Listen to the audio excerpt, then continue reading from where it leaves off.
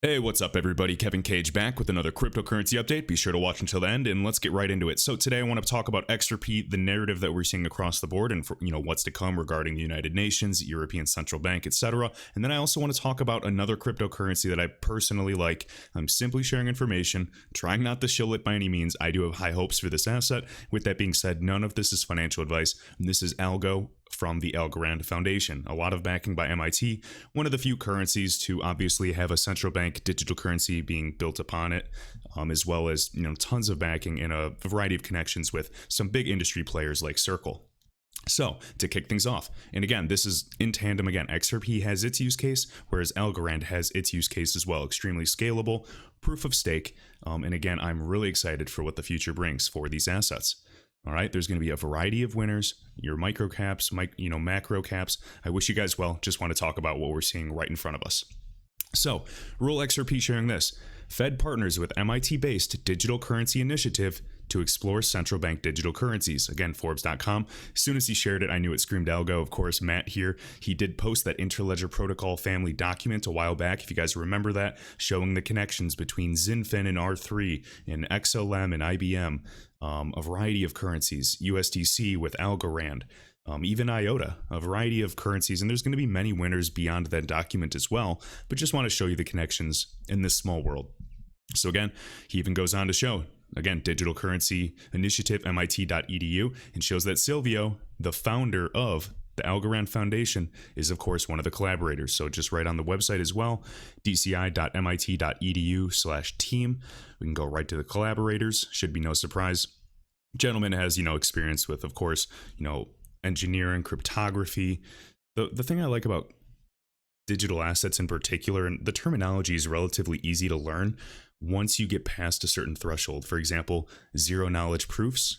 Again, all the terms are pretty self-explanatory. So I do like that. And I'm really excited for what's to come for this asset. So I'm going to keep watching it. Really, really unique. And I feel like, people are starting to notice certain assets like Algo. All right. So again, executive team of Algorand, as we can see here, algorand.com, Silvio, just kind of showing that, just a few connections. And again, Matt always with these great finds. And then also just talking about the Fed partnering with MIT-based digital currency initiative to explore CBDCs. Years ago, people would have thought this is the most bullish thing ever. And now there's cognitive dissonance in the market because we go up 100%, then we retrace for 30%, play around sideways, go up, get faked out. It's, psychology. It works on the mind. It works on me too. And it makes you second guess yourself. But overall in this marketplace, because it is so nascent and new, we are going to be seeing higher highs. All right. I expect a bumpy road. In the weeks ahead as well. But that does not mean that these assets are not going up. All right. I plan to capitalize big time. And again, if you can find assets that are going to be, going up 20% while other assets are going down, 20%, you guys do the math and how you can, take advantage of these swings. All right, right here, I know Rule XRP shared this as well. So PayPal bets big on crypto. Google and Amazon might be next. We're seeing a variety of players, even in the cloud space, with SAP, which has helped groups and banks trial XRP. We have, Oracle, all of these guys joining in initiatives and kind of collaborating. I don't want to say like a cartel, but again, they're working together to bring interoperability across the board. So we know Google, big deal, Coinbase cards, accepting cryptocurrency via Google Pay, things of that nature. We have, Amazon. Again, this is going to be the future. Banks, more and more brick and mortars are closing down. They might not disappear entirely, but we are going more digital. This is going to be a lot more cloud-based and automated, okay? Everything. And that's just the way it is. Even right here it says, without relying on banks and centralized payment processors. If you guys do not see the fault of having centralized systems for data storage, for processing, I don't know what to tell you. There's a variety of reasons why this landscape is going to evolve. And yeah, there are a lot of hurdles to get through, but this is going to happen. And if you guys are here now, you are hopefully going to be picking the right assets and capitalizing big time. Okay? So you guys get the gist. PayPal, again, competing with, they were surpassed by, Alipay as one of the biggest world networks, mobile networks, excuse me. So we can kind of see how this is going. There's going to be tons and tons of competition, and that is exactly what I want. All right, so I got a bunch of information. I want to play this one video clip before moving on. And I have a bunch of information to talk about. Specifically want to give you my thoughts on, the whole 51% attack with Ethereum Classic and, potential regulation coming down in the future. All right, so again, Stephen Bolt from the DF sharing this old clip. I'm only going to play 1 minute, just want to speed up a little bit. Again, we have Cigar of Ripple, Cigar Sarpai, talking about, working with, IMF, Financial Action Task Force, FA, or, he still calls them FATF, a lot of these groups, and it's about teaching them, okay, engaging with regulatory agencies in early days, Ripple, meeting with them, and educating them about blockchain tech for adoption. So think of Ripple as almost that institutional bridge that helps, all of these world governments and all of these central banks better understand this technology. So this company is going to be doing so much. It's funny that everyone in the community, Bitcoin maxis, ERC20 guys, I don't think they realize when this game is, all said and done, they're going to be grateful for the legwork and the laying of pipes that Ripple did for this entire ecosystem. They're not valued at $10 billion for fun. They're going to change the game, and there's also going to be many other players doing so. It's just going to be really funny in hindsight. Everybody that was bashing XRP for being a banker's coin and solving a real problem today, they're going to thank them for being that bridge to allow a lot of other projects to succeed as well. And yes, we are early, and I believe long term, again, this value will be sustained and derived from true utility. All right? So listen up. FATF, IOSCO, IMF, and so on, to help these bodies first to educate them what this space is all about, what is blockchain, what are digital assets, what are the risks, what are the opportunities, and how do you regulate the risks without stifling innovation. Then we engage with country level. And remember the narrative. Again, Ripple's even reaching out, writing open letters in the past few years, really frustrated with the US and saying we need to step up. Again, the innovation is going outside of the US. What are we going to do? Whether you believe or don't believe that narrative, again, that's what's occurring. So it's interesting to see what happens. Regulators, policymakers, even government bodies, again, educating them on what is going on in the markets and how can you possibly regulate this industry without stifling innovation. On the innovation side, per se, we have partnered with a lot of central banks. So we ran a POC with Bank of England last year. Proof of concept with Bank of England, a paid Ripple customer. No surprise. We know all the projects that they've worked on as well. Even Accenture, which we'll talk about probably, they're helping and partnering with all of these groups to revamp or at least help with the digital transformation and interconnectivity of their real-time gross settlement systems. Again, settlement is the issue at play. We are not going to notice it. XRP has on the back end. It will be simply that invisible bridge asset that solves this problem as, again, on-demand liquidity, so to speak. We understand how siloed this ecosystem is, how inefficient, how expensive, and how it's not even trustworthy or reliable in terms of time. So to me, this is a no-brainer. It is simply a matter of waiting. Helping them connect different RTGS system using ILP. We have signed an agreement with the Saudi Arabian Monetary Authority where we are helping the domestic banks in Saudi Arabia using Ripple solution for cross-border payments. We continue to engage. Okay, so helping Sama with domestic use cases for cross-border payments, okay, or the domestic areas, those regions, for, again, moving money across borders. We opened a new division within Ripple called the Infrastructure Innovation Division, under which we engage with central banks, helping them understand our products and how those products could be used for their own payments innovation needs. All right, interesting. So they are not necessarily a disruptor per se, depending on your perspective.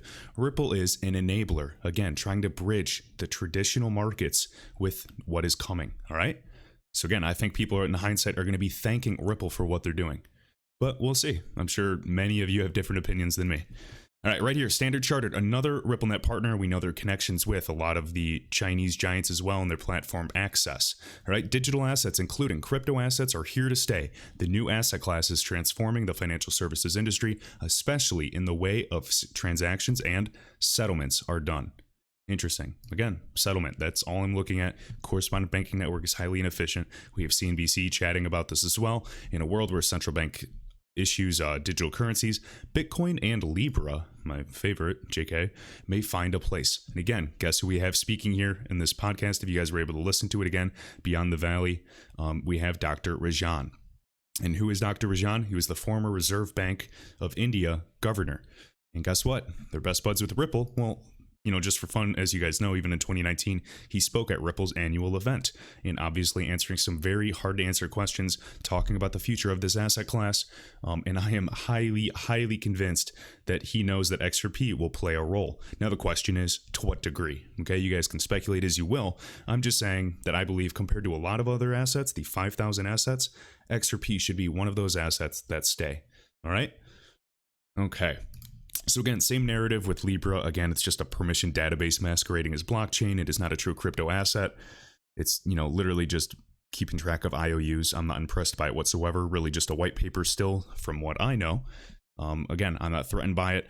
Could it, take some market share in the future? Yeah, I mean, absolutely. Facebook could, in a way, offer, free currency for anyone to, shop on Facebook Marketplace, or, people, and I've said this before, people act like they don't want to use Libra and it's, relatively centralized and controlled. When they offer you free money, you're going to change your mind, because we are in 2020. People are struggling. All right. So both could have different roles, talking about central banks to issue CBDCs. We'd see how, that would play out as well. Dr. Rajan talking about, Bitcoin is kind of a hedge when people, are considering, other assets to invest upon, if they're, sketched out by maybe the bond market, things of that nature, guys. Again, Bitcoin, speculative asset rather than one that's used for transactions on a large scale. What would be used for transactions on a large scale? Again, CBDCs still need a bridge. So yes, I'm speculating that XRP would be involved, XLM, any type of assets, whether it's wholesale interbank settlements, a retail use case, you guys, consider it, right? All right. There's going to be walled gardens, but again, interoperability is what's important. Talking about preventing a monopoly, I remember I was reading this earlier, and he was also just talking about, here it is, right here. You don't want this whole thing to be balkanized too. You don't want all these parts to be further, divided. We want blockchain, again, to bring inclusion. We don't want it to divide. That would literally defeat the whole point of distributed ledger tech. All right. So we talked about Dr. Rajan. Right here, again, XRP Crypto Wolf showing the European EU, their single market infrastructure, whatever. ECB, another working paper that came out. Again, just talking about standardization protocols. Something that comes to mind would be, something like ILP. There's going to be things that may not have anything to do with DLT. But again, I'm kind of speculating there. Public infrastructure need to support cross-border interconnections, an aspect especially important in the EU single market. Again, we already have TIPS integrated with RippleNet. There's also a need for level playing field and data standards between banks and non-banks, something that the whole RippleNet suite has to offer as well. I know Swift GPI is working on that as well, but we do and we are already aware that that does not solve the settlement issue at play, right? Financial intermediation, again, middlemen, we're getting rid of it. There's no need for that when you have smart contract capability and you can program, a single line of code that can essentially replace thousands of workers. You tell me how this ends. All right. We're going to AI. We are going to voice. We are going to automation. All right. And it will be based off of trust, based off of algorithms and mathematics. And so I'm looking just like you to capitalize off this trend. And I know it is funny, we've been here for, 3 years talking. But guys, it is going to happen, and I will be here in the meantime. All right. Level playing field, CBDCs. Again, same thing that XRP Crypto Wolf just said. All right. And then even Matthew L.I.N.Y. referencing this. So we got the UN, guys, the United Nations is partnered with Accenture, one of the Ripple's, original investors, Ripple Alliance in 2015, helping, Swift, R3, Ripple, many of the central banks as well at the real-time gross settlement systems. You guys decide for yourselves. They have not created their own blockchain, and they're partnered with Ripple and invested upon them. So you guys tell me if that's over speculating.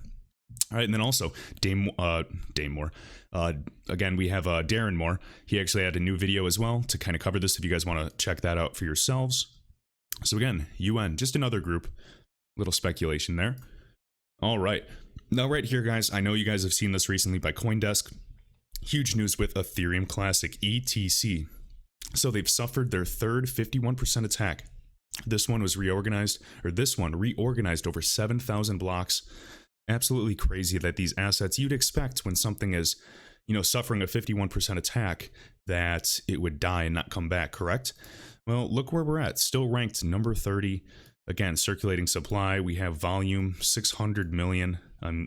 It's pretty ridiculous, and it's sad that these assets can sustain themselves. Now, what this is telling me is that this is still a fugazi. It's all fairy dust. Regulations have not come.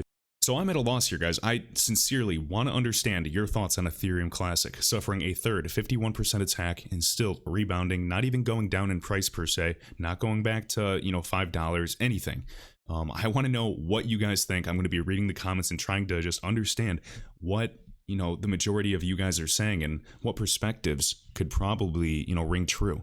Again, 51% attack. We have my buddy even reminding me with all of that sushi talk and a variety of assets just spiking instantaneously. Some do have use cases. Yes, I get it. There are some big players coming out of nowhere. And yeah, I have my eye on them. I'm trying to keep up. There's too many. And there's too much happening in this space. So honestly, the best thing to do is just kind of look at a variety of, of groups and kind of get different opinions all the time and keep challenging yourself. Because I keep getting locked in to my, own modality of thinking. All right. So I sincerely want to know what's going to occur. And as I said, even right here, this is all setting the stage nicely for regulations to come in the future. It's painting a nice picture. And I am, sincerely worried for those people that are all in on maybe certain privacy coins or certain blockchains that obviously have suffered attacks such as these. But if you're diversified, you should be hedged nicely. I just want you guys to do your own due diligence. Be safe because nothing is guaranteed in this space. All right. So hopefully you guys enjoy it. Again, so we covered, just to kind of breeze through, Algorand Foundation with the Digital Currency Initiative, talking about the Fed partnering with them. We talk about Accenture, again, teaming up with the UN as well as many other groups. Talked about Standard Chartered, again, emphasizing digital assets, settlements, large transactions, CBDCs, the future, Bitcoin's place, potentially Libra. Dr. Rajan, giving his take on this as well. If you guys can find any old clips of him speaking at Swell as well, highly recommend looking back at that. Keep in mind, Swell is coming in literally a month. Pretty excited for that as well. Again, level playing field vernacular. It's continuously coming all the time. We have, several years at this point. Same talking points. Level playing field was huge during the .com bubble as well. We have, UN.